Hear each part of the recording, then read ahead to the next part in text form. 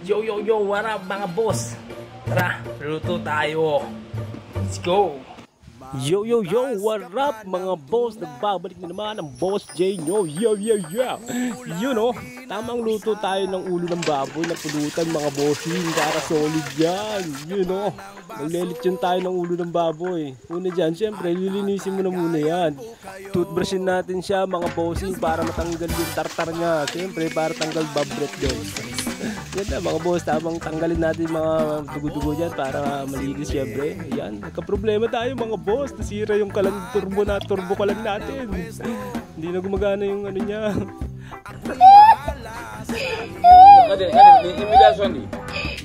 Pero syempre, tatawag tayo ng expert. Tinawag ko din yung pinsang ko na si Boss Luis. Syempre, ayusin niya yan. Magaling mag-fix-fix yan eh.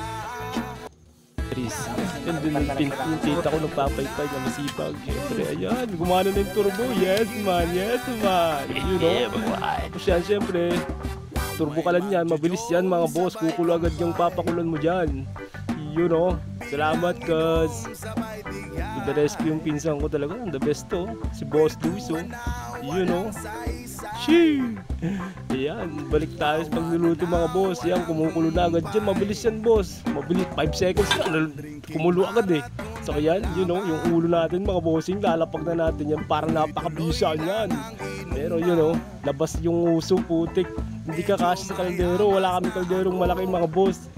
Kaya, baka may pwedeng mag-sponsor dyan. Baka naman. Ayan. Mga boss oh, pati takip yan, hindi pwede. Siyempre, remedyo ni Boss J yan. Boss J yan, magaling yan eh. Pasikat yan eh, you know. You know, nilapag. Uy, sakto mga boss. Natakpan na, ang galing oh. Ang galing naman ni Boss J. Thumbs up kayo sa akin. Ayan.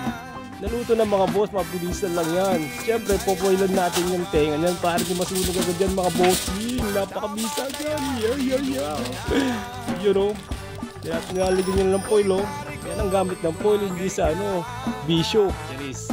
And now, lalapagan mo ni Boss J, you know. Nakangiti pa yung baboy, yung mga boss, oh, you know. Natutuwa siya sa ginagawa ni Boss J, yan.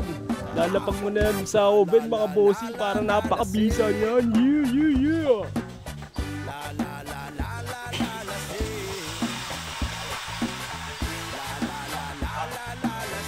Yun o, thumbs up po ulit kay Boss J. Ayan, pagkalipas syempre ng 10 taon, ayan, malutong na yan mga bossing. Yung ulo ng baboy natin, solid na yan, promises.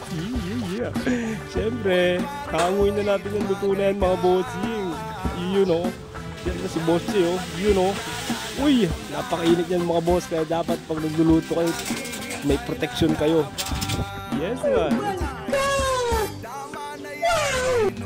You know, napakalutong yun, no? Carbon check, carbon loading. Ayan, tinanggal ko na syempre yung foil para quality, solid. Ayan, gibutin pa ni Boss J yan para matanggal yung mga balahibo niyan, mga boss. You know, talagang inapuin pa ni Boss J yun. You know, pasikat ka talaga, boy. You know, suabe jo. Siyempre talagang sipatin yan, boss, para matanggal talaga lahat ng balahibo niyan. Tapos, suabe na jo, siyempre. You know. Eh, tapos syempre, pagkatapos nyan, ano pa nga ba mga bossing? Syempre, inuman na, you know. Lapag mo na yung napaka-swabing alak dyan mga boss para swabe. Yun, first shot natin mga boss. Kampay mga bossing, ayan. Ayan, uminom na si Boss J. Walang yelo, napakainit yan ah.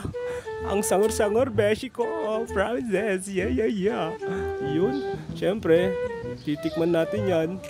Di na natin pinakita sa video syempre kasi syempre para di ka matakam. Bumili ka na rin ng ulo at maglitsyon mga boss. Ayan o, napakalutong yan o, carbon check. Chee!